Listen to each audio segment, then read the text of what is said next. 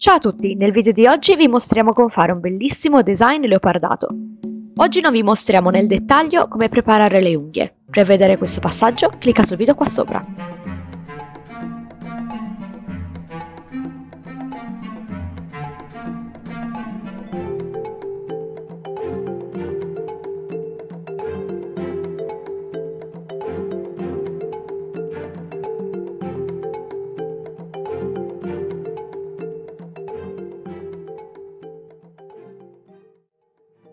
Qui stiamo creando un punto di giuntura tra l'acrilico e l'unghia.